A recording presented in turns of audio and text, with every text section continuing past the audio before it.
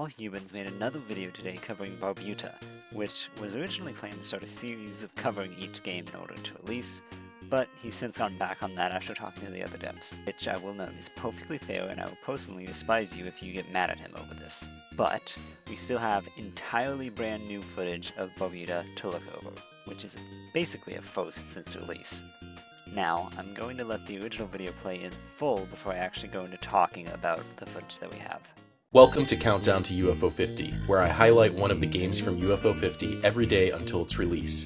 Day 1, Barbuta. Barbuta is an exploration platformer where you'll navigate a mysterious castle full of deadly traps, mind-boggling puzzles, and hidden secrets, but be wary of enemies as you make your way through this strange place. UFO50 is a collection of 50 games in one that feature retro game aesthetics with modern game design sensibilities. Created by an all-star team of indie developers behind games like Spelunky and Downwell, UFO50 is coming to Steam on September 18th, so wishlist it now. So within this first area, we see acid dripping from the ceiling, which isn't too surprising, as well as the acid falls that we saw before.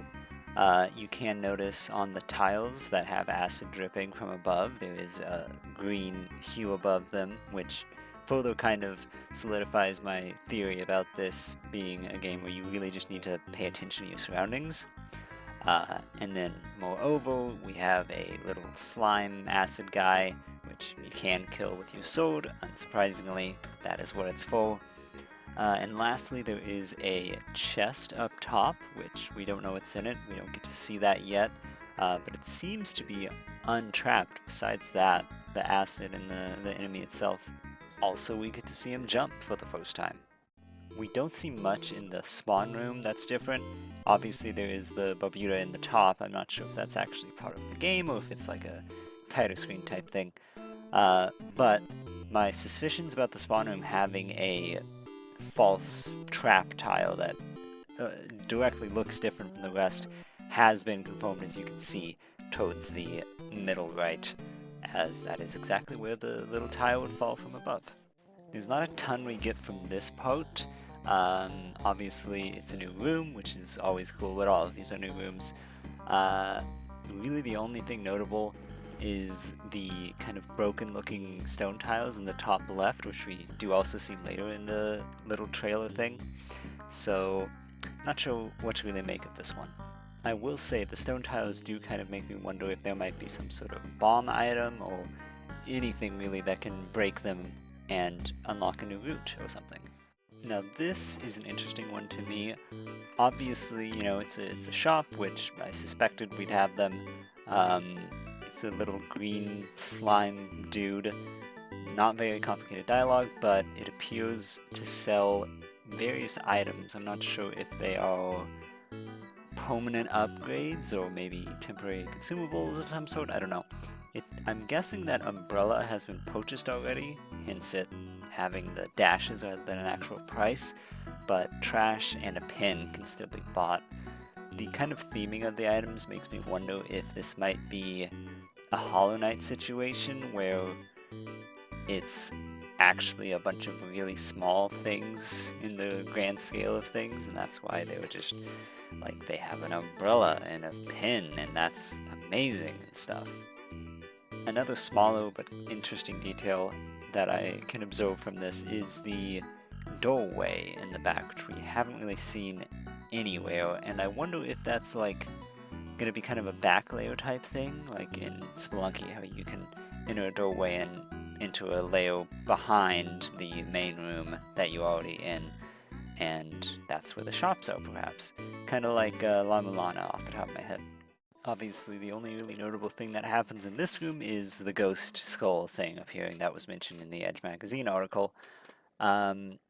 Its appearance here seems very purposeful, and it makes me wonder if it's not really like how I was guessing, how, you know, I believe I compared it to the Spelunky ghost in particular.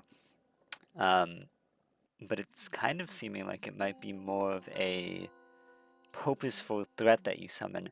Almost off the top of my head, think of like the dog ghost from Animal World, where you have to explicitly bring it around for it to actually hurt you and do other things too, potentially. I think this is really where we see the least. Obviously, we have more of those broken blocks that I mentioned earlier, as well as more of those blue blocks, but I imagine they're just a different tile set. They're not really anything special in and of themselves. We do also see some moving platforms. I presume specifically those block sets are what, move, but besides that, we really don't have anything from here.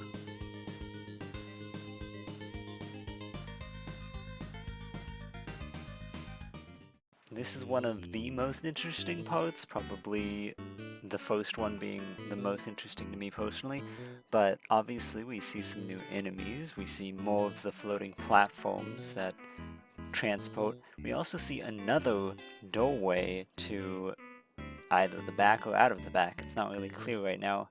It does make me wonder, what if there's like every room on the main 64 tiles has a back layer that can be accessed somehow.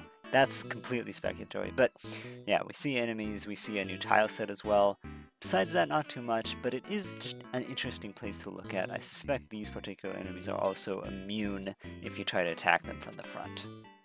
So, in summary, we got lots of new sprites to look at. First look at some enemies as well as the ghost skull thing, chests, shops, and items, and most importantly, I can confidently say that the game is most likely about paying very close attention to your surroundings to actually thrive in this game.